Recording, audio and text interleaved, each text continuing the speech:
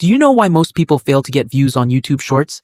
And why some videos get thousands of views while others stay stuck at 0, 10, or 100 views only? The truth is not what most beginners think. It is not just about uploading videos. It is about how YouTube understands your content and how people react in the first few seconds. Because if people scroll away immediately, YouTube will stop recommending your video. So the first mistake is starting your video without a strong hook.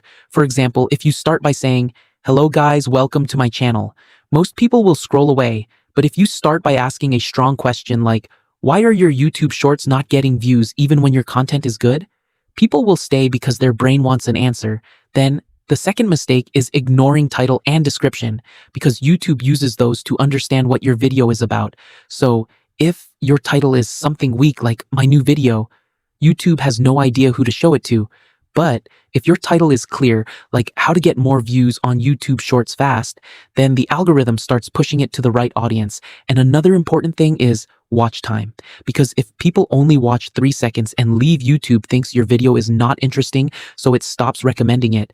That is why you must keep changing visuals every few seconds using images, screen recordings, zoom effects, or text animations so the viewer never gets bored. And the good news is you don't even need to show your face.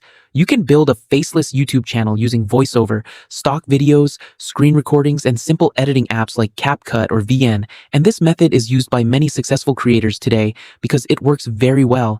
And finally, you need to understand that YouTube is not against you. It is just trying to match your video with the right audience. So if you upload consistently, use strong hooks, clear titles, and keep people watching longer, your videos will start getting recommended automatically. So the real question is, are you going to keep posting the same way, or are you going to change your next video starting today? Because that one decision can change everything for your channel growth. And if this video helped you or gave you value, share it with your friends so they can also learn something useful.